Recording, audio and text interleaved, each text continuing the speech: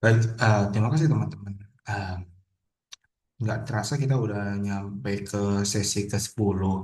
Di mana sesi ke-10 sebenarnya nggak akan terlalu banyak codingan karena em, sebelum UTS itu sebenarnya udah semuanya. Gimana codingan yang sebelum UTS saya berikan, teman-teman bisa eksplorasi, bisa kombinasikan dengan materi-materi setelah UTS.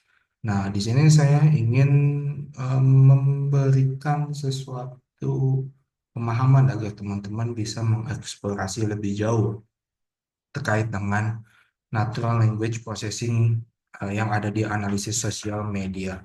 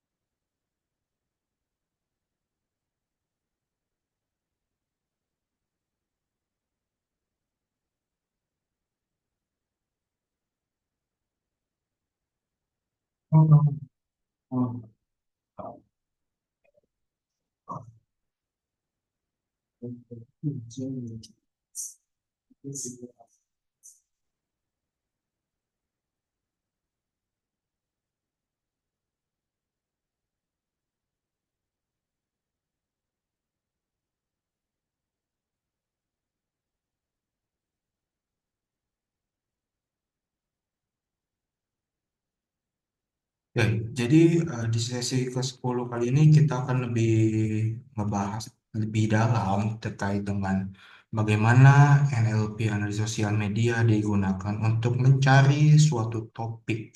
Jadi kan ada teks yang banyak ya di sosial media, terutama Twitter dalam hal ini. Dari tweet-tweet tersebut kita akan melakukan kategorisasi, kemudian eh, menggunakan nama metodenya topik modeling. Topik modeling ini ada beberapa metode, tapi saya di sini hanya menjelaskan menggunakan LDA dan NMF.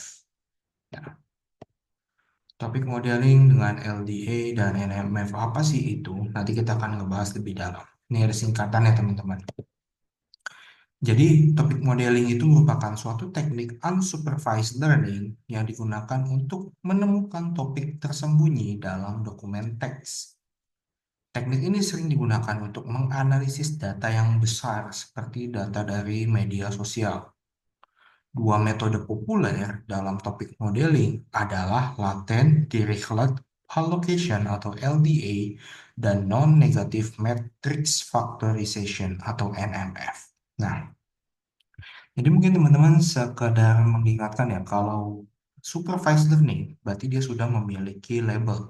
Nah, di unsupervised learning ini tidak memiliki label. Yang dimana label-label tersebut yang akan dibentuk dari algoritma-algoritma yang akan digunakan nantinya. Nah, kira-kira proses teknik dari topik modeling adalah seperti ini teman-teman. Jadi teknik topik modeling merupakan metode yang digunakan untuk menemukan tema atau topik yang tersembunyi dari dalam kumpulan dokumen teks secara otomatis. Nah, di sini ada input data yaitu dokumen. Teknik ini dimulai dengan mengumpulkan dokumen teks seperti artikel, tweet, ataupun laporan. Dokumen-dokumen ini adalah bahan dasar yang akan dianalisis.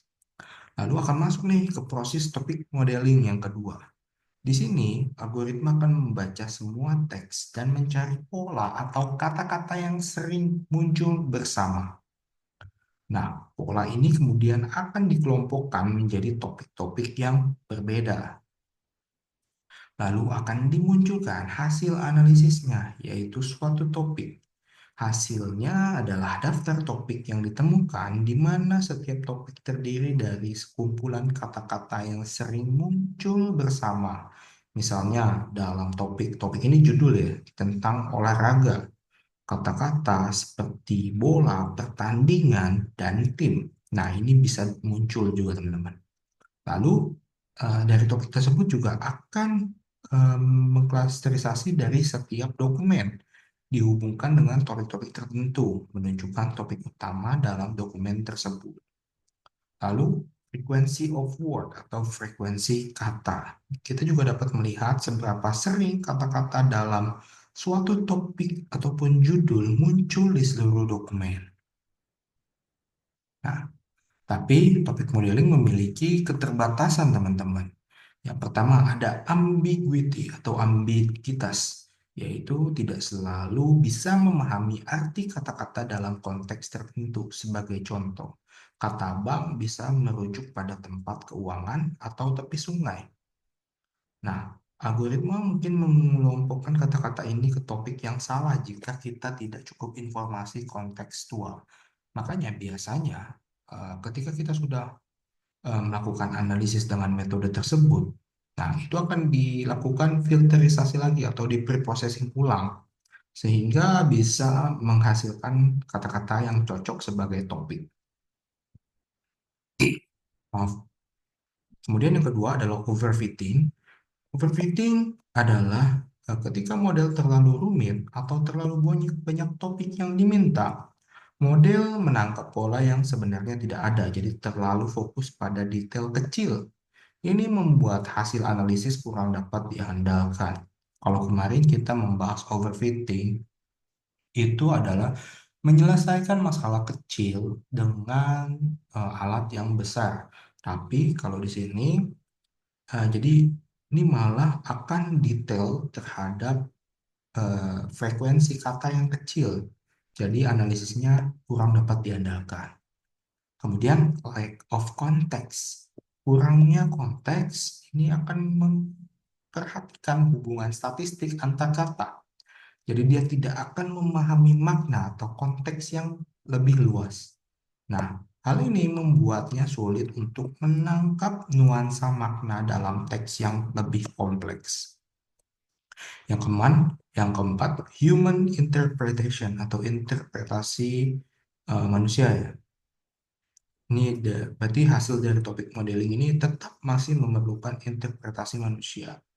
Daftar kata-kata yang dihasilkan oleh algoritma perlu kita tinjau untuk memberikan nama dan makna pada setiap topik yang dapat memakan waktu dan terkadang subjektif. Nah, ya, makanya saya bilang kita perlu melakukan preprocessing ulang terhadap kata-kata yang muncul. Lalu yang terakhir adalah skalabilitas. Ketika jumlah dokumen itu sudah cukup banyak, besar, proses komputasi dapat menjadi semakin berat dan butuh waktu yang lama. Ini memerlukan sumber daya komputasi yang tinggi, resource, terutama materi juga, pada dataset yang sangat besar atau model dengan banyak topik. Nah, dalam mengatasi keterbatasan topik modeling, kita bisa melakukan hal-hal sebagai berikut. Jadi ada 5. Yang pertama adalah pre-processing dan feature engineering, yang dimana ini akan memperbaiki kualitas data sebelum digunakan dalam topik modeling, yang merupakan langkah sangat penting. Langkah-langkah ini menghapus kata-kata umum, seperti penggunaan stop words, stemming, dan lemmatization. Ini dapat membantu meningkatkan akurasi. Selain itu, teknik fitur engineering seperti memilih fitur yang relevan atau menormalkan data juga dapat membantu algoritma memahami pola yang lebih baik.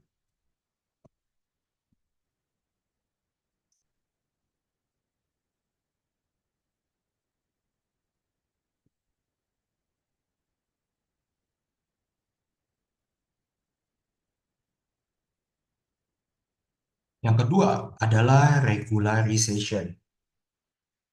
Regularization dan hyperparameter tuning ini menggunakan teknik regularisasi yang kemarin sudah kita bahas ya.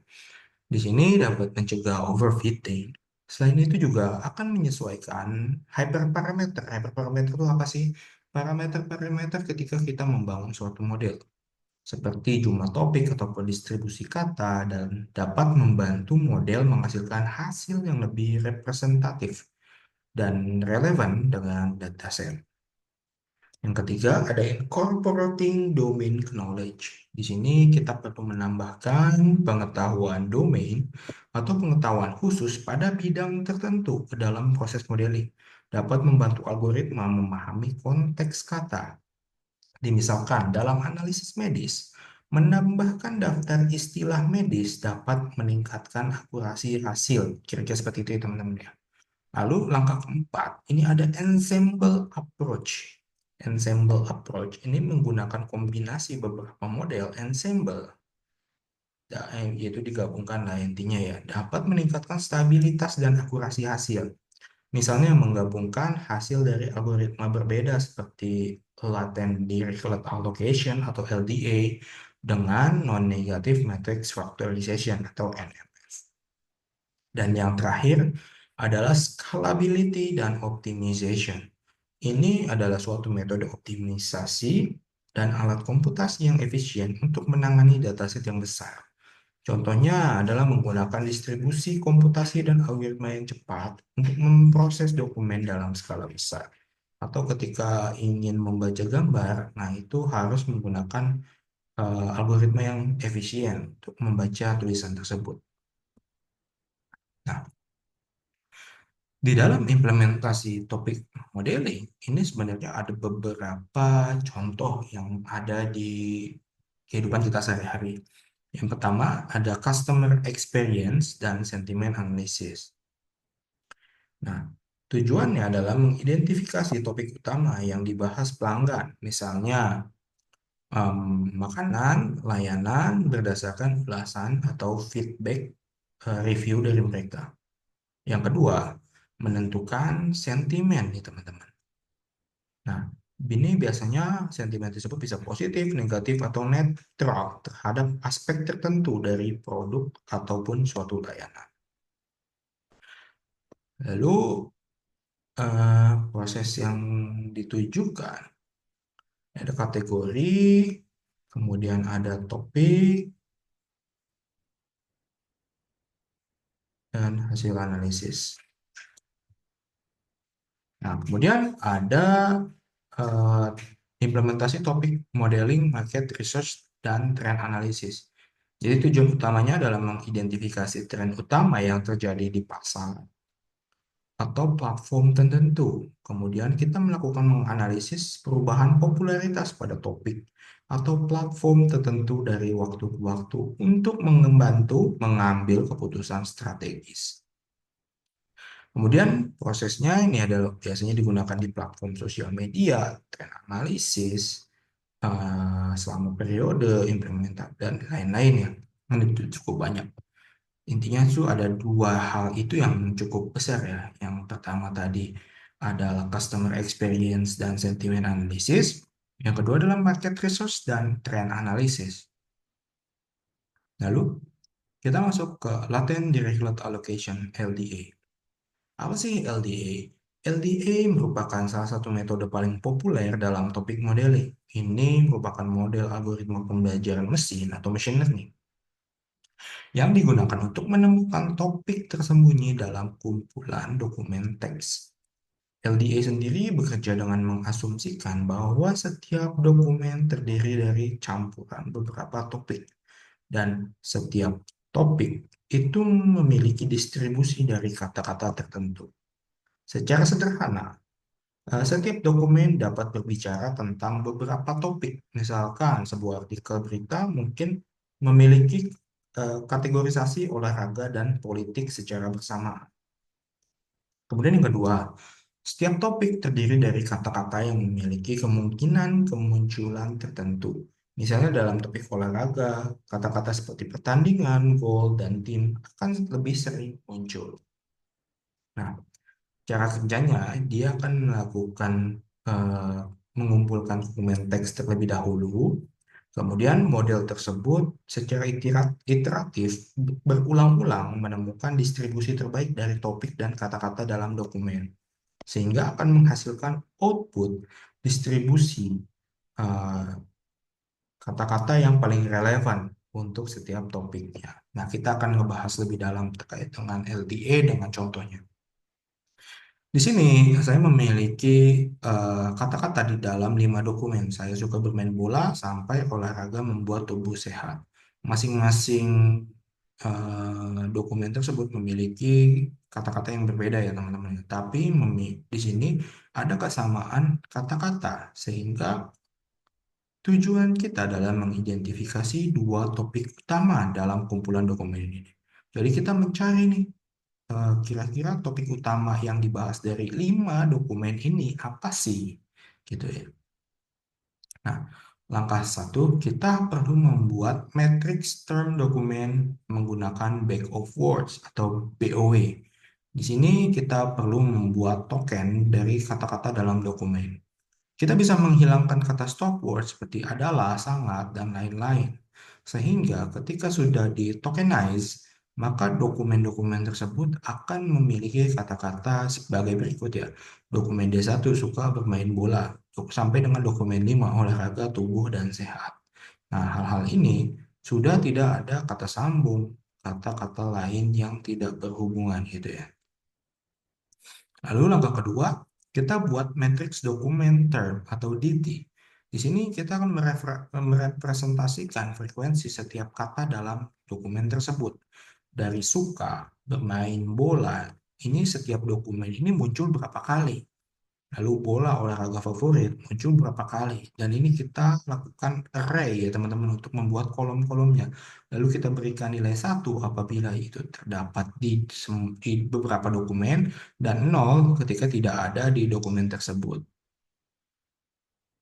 Nah, langkah ketiga kita bisa menemukan jumlah topik. Maka kita pilih K-nya ini adalah 2 topik olahraga dan literasi. Maka kita mencari topik olahraga dan literasi. Langkah keempat, kita inisialisasi probabilitas topik dan katanya. Di sini ada rumus ya, seberapa besar kontribusi masing-masing topik dalam dokumen. Lalu ada kata topik, theta, distribusi kata dalam setiap topik. Di sini langkah kelima, kita perlu melakukan sampling gaps untuk menentukan topiknya. Jadi kita perlu melakukan hitungan probabilitas setiap kata masuk ke dalam topik tersebut dengan rumus sebagai berikut. Lalu kita melakukan perbarui theta dan alpha ya berdasarkan hasil. Di langkah keenam kita melakukan analisis. Di sini misalkan kita tetapkan nih olahraga dan literasi dengan kata-kata seperti sebagai berikut. Kemudian kita distribusi awal nih. Dokumen satu ternyata lebih condong ke topik olahraga. Dokumen ketiga lebih condong ke topik literasi. Iterasi berikutnya, perulangan berikutnya, kata bola dari D1 cenderung masuk ke topik satu. Kata buku dari dokumen 3 cenderung masuk ke topik 2. Sehingga kita hasil akhirnya setelah beberapa kali iterasi, si model akan menetapkan di topik ke satu itu ada bola, olahraga, dan favorit. Kemudian di topik kedua ada buku, membaca, dan cerita. Nah, topik ke satu ini akan berhubungan dengan olahraga, dan topik kedua ini berhubungan dengan literasi ya teman-teman. Kira-kira seperti itu teman-teman untuk cara menggunakan LDA ya, cara manualnya. Lalu kita masuk ke non-negative matrix factorization secara manual. Namun kita perlu mengetahui dulu, NMF itu merupakan metode machine learning yang digunakan untuk menganalisis data multivariat dan dekomposisi matriks. Dalam konteksnya topik modeling, NMF ini merupakan teknik yang sering digunakan untuk mengidentifikasi topik dalam kumpulan dokumen teks. Nah, si NMF bekerja dengan mendekonstruksi matriks dokumen kata menjadi 2 matriks yang lebih kecil dengan syarat bahwa semua nilai dalam matriks ini harus non-negatif. Jadi intinya sih mirip seperti LDA. Jadi dia akan memberikan nilai-nilai matriks kepada semua nilai yang ada di dokumen tersebut. Kita langsung contohkan saja kali ya biar teman-teman itu bisa membayangkan. Di sini contoh data dokumen satu itu ada kata-kata AI, ML, belajar, besar, data, membantu, dan dengan memahami suka. Nah, angka satu ini merepresentasikan kalau tulisan-tulisan tersebut berada dalam dokumen satu. Tapi kalau nol ini berarti kata-kata tersebut tidak ada di dalam suatu dokumen gitu ya teman-teman ya.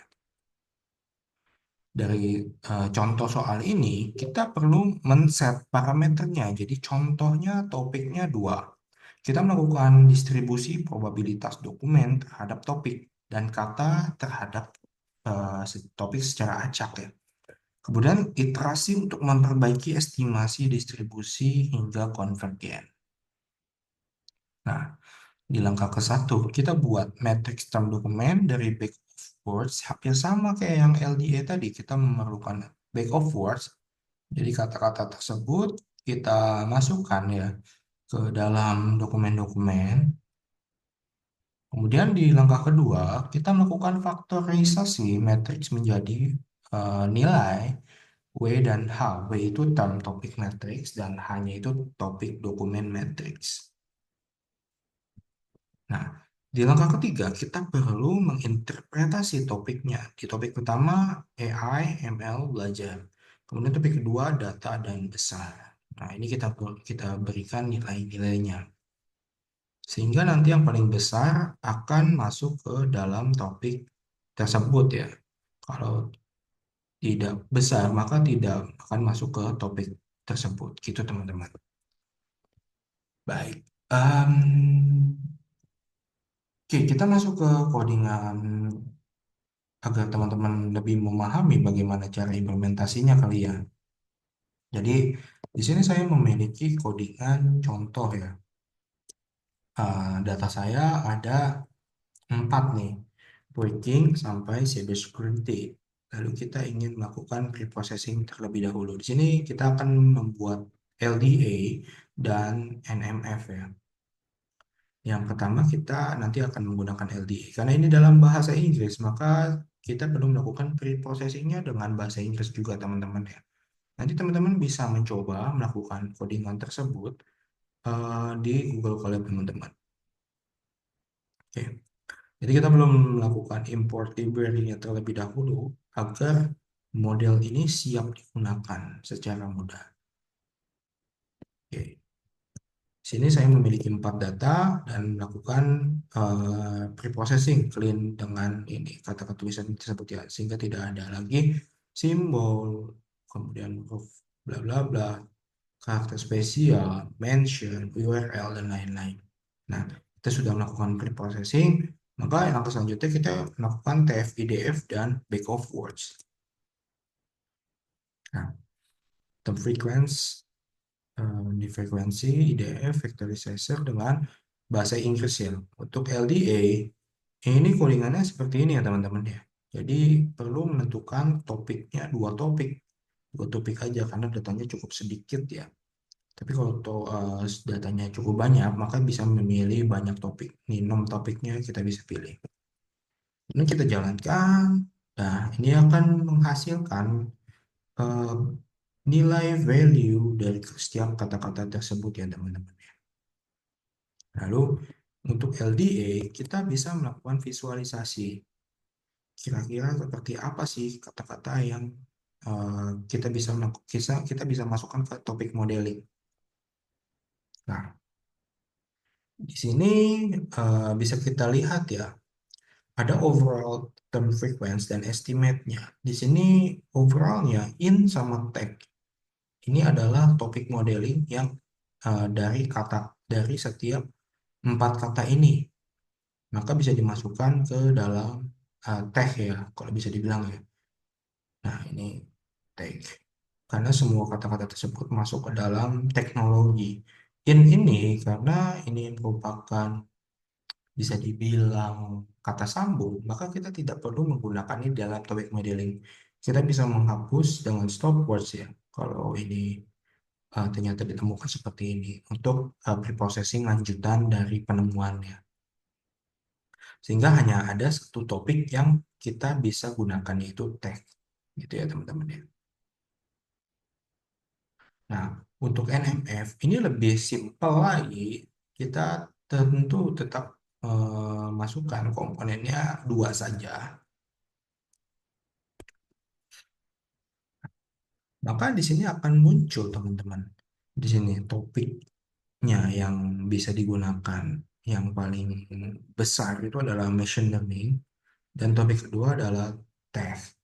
Nah, ini teman-teman bisa memilih topik-topik tersebut, tapi karena ini yang paling besar adalah ML dan tech, teman-teman bisa memilihnya. Misalkan topik satu, oh ternyata machine learning aja, topik dua teknologi. Ya, berarti sudah selesai gitu. Nah, untuk yang kata-kata selanjutnya bisa dieliminasi atau processing ulang tergantung dengan nilai-nilai yang kita bisa lihat ya kalau ingin melihat nilainya. Tapi kan ini kita sudah melakukan sorting dari nilai yang paling besar gitu. Nah, kira-kira seperti itu teman-teman ya. Jika teman-teman ada pertanyaan, boleh ditanyakan saja di grup saja ya teman-teman ya karena LMS kita eh, tidak terlalu dibuka. Jadi kalau teman-teman sudah menonton video ini dan memiliki banyak pertanyaan, monggo ditanya saja di WA grup kita karena kita sudah membuatnya. Baik teman-teman, terima kasih atas partisipasi aktifnya. Sampai jumpa di pertemuan selanjutnya. Saya akhiri, wabillahi taufiq wal hidayah. Wassalamualaikum warahmatullahi wabarakatuh.